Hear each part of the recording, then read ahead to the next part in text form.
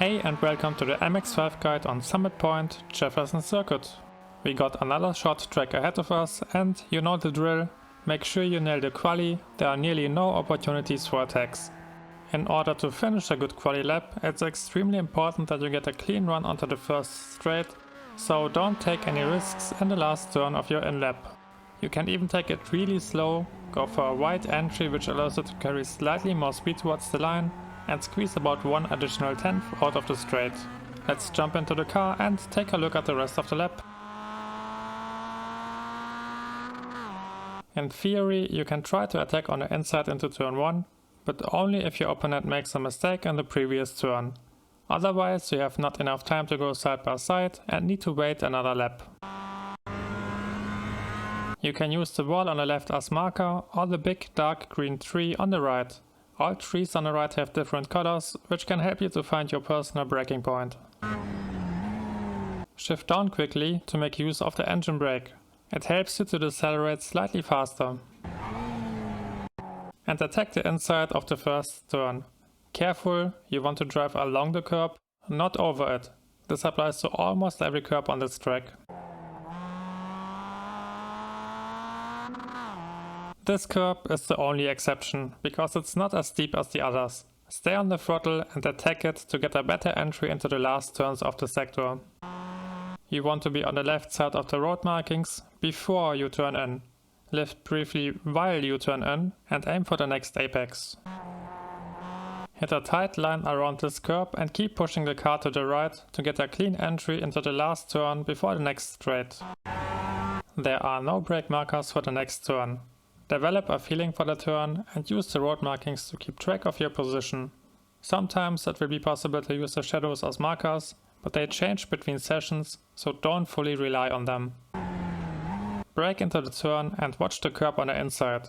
It has two kinks, this is the first one. Ignore it and be patient on the throttle. The curb straightens out before it transitions into a second kink, which you can see here. That's the one you want to aim for, because it opens up the way towards the exit. Turn towards it and step on the throttle. Like before, it's important that you get a close run around the curb without hitting it, or your acceleration will be completely messed up. It is not obvious, but this is a spot where you can easily lose a few tenths. Keep pushing the car to the left while you accelerate and stick to the inside of the turn.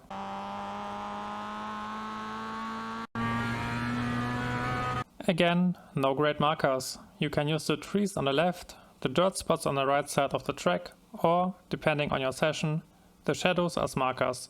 Stay in third gear, shifting into second kills your momentum and there's no way to recover it for the next straight. Aim for a tight line and don't touch the curb. Hitting it will unsettle your car badly and cost you a lot of speed.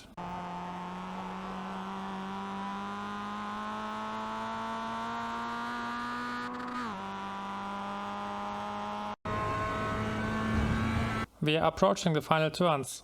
Your markers for the last braking zone are the marshal booth on the left or the pathway on the right. Give the brakes a hard touch and transition into trail braking to stretch your deceleration deep into the turn. Avoid the curb and let the car swing to the center of the track after you pass the first apex. That way you can get a slightly wider entry, which allows you to get a cleaner and quicker exit onto the last straight. Avoid the last curb, be aggressive on the throttle, and if needed, you can also use the pit entry as runoff on your way to the line. And that was the guide. Enjoy the cockpit lab with my inputs, which is coming up next. Thanks a lot for your support on all platforms, it helps the channel a lot. If you also want to support my content, you can drop a like, leave a comment or become a member. Check the description to find out more. I wish you good luck for the next races and see you next time.